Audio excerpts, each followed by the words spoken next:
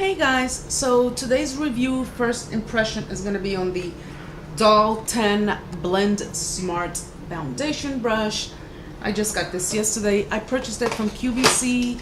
It retails for about $59.97. So let me unbox it for you guys. And it comes like this.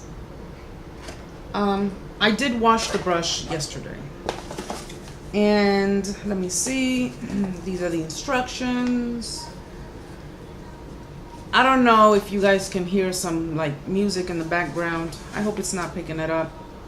They're having BeautyCon downstairs, like a few blocks from me. I didn't go. I guess I'll go next year. But I am going to IMAX again. But anyway.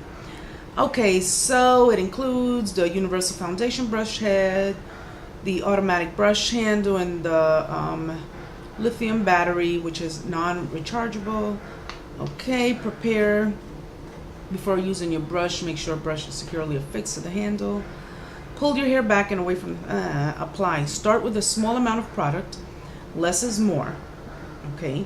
For liquid makeup, use your finger to apply directly to the forehead. For powder makeup, oh, you can use it for powder makeup as well. For powder makeup, make sure your brush is off as you dab the brush head directly into your makeup. Then tap off any excess product and apply to your face. Okay. Blend. Once you have applied product to your face, turn the brush on so the brush head starts to spin. Hold the brush steadily by the ergonomic handle and simply glide it across your face, avoiding the move your brush slowly side to side and up and down while applying light pressure until your makeup is blended as desired. For best results, do not apply in a circular motion, which is, I guess, what we're used to doing, buffing it. Let the brush do the work for you. Then, expert tip. Start with a small amount of makeup and repeat until you have reached your desired level of coverage. Alright, so if you want to see how this works, just keep watching. So you take off the bottom to insert the battery, which is this right here. And I'm going to assume it goes that way, this way. It's like if it was a little flashlight. The instructions fell, but I don't think I need them now. This is the brush head, and you just snap it on. Oh, okay. So it just falls in. There's no twisting, and then this is the on and off right there. And I'm going to use my Revlon Color Stay Makeup, and my color is in Toast. This is for combo oily skin. And I am going to put the foundation like I normally do. I'm going to dot it. And I guess you can tell this is I love the way it smells, an older bottle because it doesn't have the pump. So I'm just dotting it on. It says less is best at first. Now, once I dot it on, I usually like to stipple the foundation all around the face so that to spread it evenly. But this time I'm going to refrain from doing so. I'm going to follow the instructions. So I'm going to turn it on. Ooh. You guys hear that noise? And let's do it. So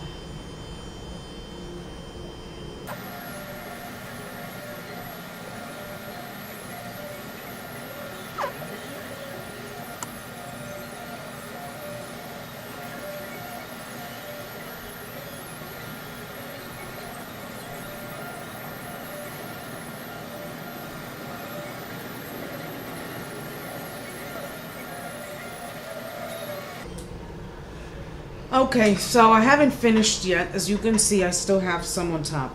But, you know, I'm trying to see Since you can't buff it in, I'm trying to do it in a way where I do not disturb my eye makeup and my eyebrows. So let's resume.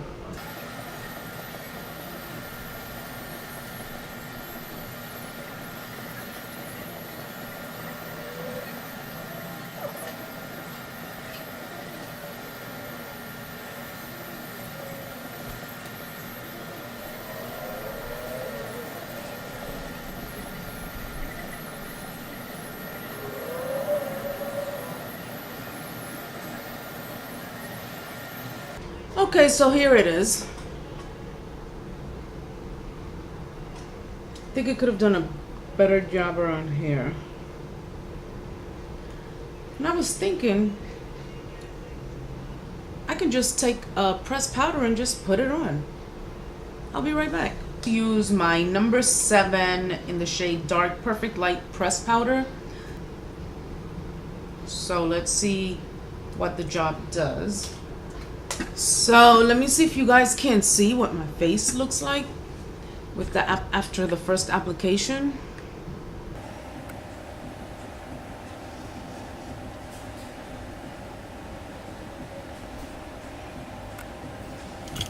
So, I mean, it did an okay job. It wasn't horrible.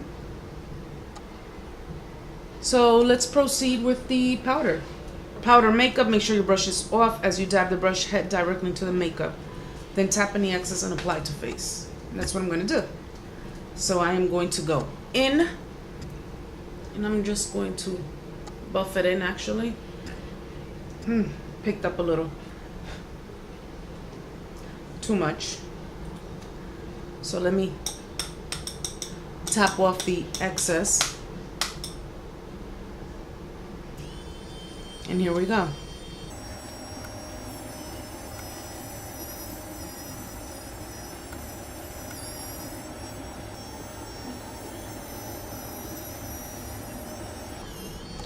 Oh, shit. Now I see why they say, oof, to tap off the excess, and also don't dab the brush while it's still rotating.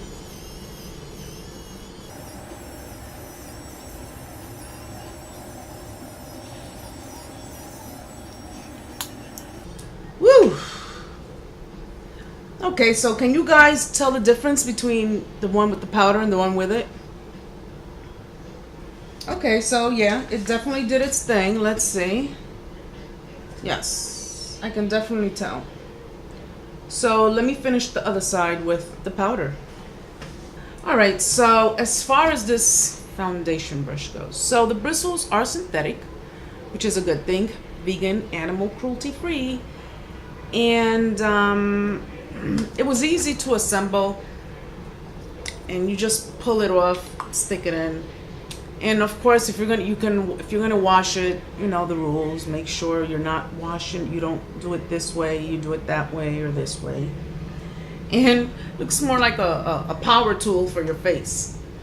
Now, while I did get this on QVC and the brand is Doll 10, I was snooping around on the internet, and I found that this is also sold on Sephora, and it's sold as under the name of, as it says there, Blend Smart, without the Doll 10 name on it, and it sells for $69. Yeah, for $69. And what I didn't know was that, because you see this one, it says you can use this with powder, which is good, but it's also, I see here that they have a powder brush and a blush brush, each for $26. And the foundation brush itself is also $26. And so it's interchangeable. Okay, so the pros and the cons. So it did a pretty decent job at blending the foundation. It did what its claims are. what I didn't like about it was the fact that you actually have to work harder at blending it. I really wish that it came with another interchangeable head brush, one that was probably just a tidbit smaller to get into the contour areas. And the reason that I say that, because normally we'll use our big old foundation brush and get around here, this area underneath the eyes, here and here, with no issues. So my problem that I had with this, and if I didn't have any eye makeup on or my eyebrows done, I probably wouldn't have had a challenge. However, the thing is that you have more control with the regular foundation brush because you're actually moving it with your hand. That was another thing with this brush, which is not a bad thing. There were a few times when I had to catch myself and stop buffing it and just allow the brush head to, or the system, whatever, to do its thing. You know, we're a creature of habits. I mean, what can you say? And so, because I had my eye makeup on already, it was a challenge to try to get around with it without disturbing it because I didn't have that control. I also found that I had to work harder around my nose, and in the end, of course you guys didn't see it, I actually had to go in with my finger and blend in the foundation right here in these little crevices here on the side of my nose. That was a downer side. Another thing about it is that while it, another good thing is definitely follow the instructions. Less is best. If you want to build up more coverage later on, then you go and you apply more. But I found that I actually would have probably needed less than what I applied. So that was a good thing. I didn't need them. It really gave me a nice, decent, medium out coverage. So, and I didn't need that much. I feel like you actually work faster using a regular foundation brush than you do with this. Like I said, I really wish it came with a smaller head brush for the around the contours of your face. I just got it 2 days ago. I'm going to try it again, and I'm gonna see how good it works. I was just gonna do half with this brush, half with a regular foundation brush, but heck, anyone who's watching this, for the most part, they have applied foundation. If they haven't, well, oh well. But anyway, I was like, there's no sense. I want to do my whole face with it. Yeah, you have to work harder at making sure that it's all well blended. And I attribute that to the fact that you don't have the actual control of the buffing. You got to let it do it itself, and then you have to wait and make sure that it buffs it into the skin.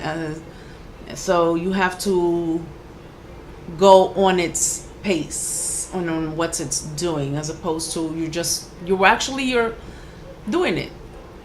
So although it's more hand movement, more work, but you finish faster, and I feel you get a better result.